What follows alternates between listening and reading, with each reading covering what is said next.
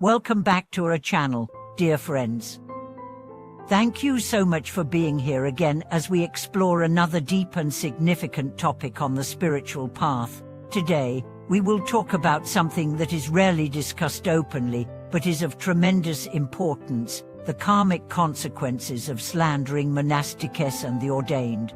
What really happens when someone criticizes, insults, or disparages monks, nuns, and spiritual practitioners? Why does Buddhism consider such actions extremely serious, and how can understanding this protect our own spiritual journey? Stay with me, because today's exploration might open your eyes to unseen aspects of respect, speech, and karmic power. Let us begin with a fundamental insight. Speech is not just sound. Words carry energy, intention, and profound consequences. In Buddhism, right speech is part of the Noble Eightfold Path, and slandering those who have devoted their lives to the Dharma is considered a grave offense with far-reaching effects. But why is this the case? Why is speaking ill of a monastic seen as so harmful? The answer lies not merely in protecting individuals, but in safeguarding the very heart of the path. Monastics, whether monks, nuns, or sincere lay practitioners, dedicate their lives to preserving, practicing, and transmitting the teachings. They are the living vessels of the Dharma, the bridges connecting generations to the wisdom of awakening. When we attack or demean them, we are not just harming individuals, we are weakening the collective vessel that carries the light of truth through the darkness of the world. It is like damaging a sacred bridge that countless beings must cross to reach liberation.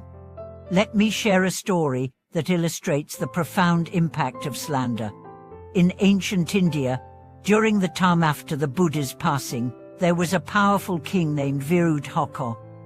Fueled by jealousy and resentment, he insulted and persecuted the Chakya clan from which the Buddha had descended. Though the Buddha himself had already entered parinirvana, the karmic ripples of King Virudhaka's actions were immense. His kingdom eventually fell into ruin, and his name became associated with betrayal and downfall. The lesson from this history is clear. When negative speech is directed at those who carry the Dharma, the consequences extend beyond the present moment. They reverberate through time, affecting not only the slanderer but entire communities. But let us be even more precise. The karmic consequences of slandering monastics are heavy because they involve three compounding factors. First, harming beings who have renounced worldly life to serve the greater good. Second, undermining the faith and aspiration of others who look to these beings for guidance and inspiration. Third, creating obstacles for the slander's own future ability to encounter and benefit from the Dharma. In other words, slander creates a triple wound: against others, against society, and against oneself. And now, you might ask, what if the monastic is flawed? What if they have made mistakes? This is a vital question. Buddhism does not teach blind obedience or naive idealization. Monastics are human beings, subject to error like everyone else. However, the teachings emphasize that criticism must be made skillfully, with compassion and wisdom, not with hatred, contempt, or self-righteousness. If correction is necessary, it should be done privately, respectfully, and with the sincere aim of helping, not humiliating. Public eye-shaming or maliciously criticizing monks or nuns, even when they are in the wrong, plants seeds of discord and destroys trust in the community. Moreover, harsh speech often arises not from genuine concern, but from egoic judgment, jealousy, or unresolved personal wounds. The Buddha taught that before criticizing others, we should examine our own hearts carefully. Are we motivated by love or by pride? Are we seeking the benefit of all or the gratification of our own opinions? The difference between skillful speech and harmful speech lies in the purity of our intention and the gentleness of our delivery. Let us also understand that karmic effects are not mechanical punishments imposed by some external force. They are natural consequences rising from the energy we put into the world. When we speak with hatred, we cultivate hatred within ourselves. When we destroy trust, we create a world in which we too will struggle to find trust. When we sever our connection to the Dharma through disrespect, we make it harder for ourselves to access the guidance and blessings we so deeply need. On the other hand, honoring those who practice sincerely, even imperfectly, generates immense merit. It strengthens our own aspiration. It deepens our connection to the lineage of awakening. It opens the doors of grace and protection along our path. Let me share another story. Once, a laywoman named Piana was deeply devoted to the Dharma. Every day, she would offer simple gifts, flowers, fruit, heartfelt prayers to the monks and nuns in her village. Even when rumors circulated about certain monks' misconduct, she refused to join the chorus of gossip. She simply said, "I honor the robe, the ideal, even if the person wearing it sometimes falters." Her faith was unshakable, not because she was naive, but because she saw the bigger picture. Later in her life, when she encountered tremendous hardships, she found inner strength and resilience that astonished those around her.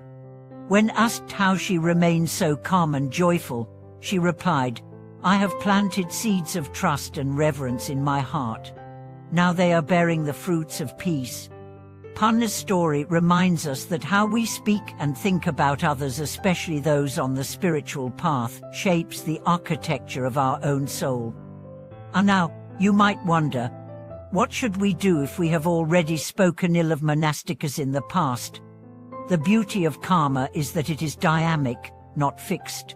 We can purify negative karma through sincere regret, confession, and renewed commitment.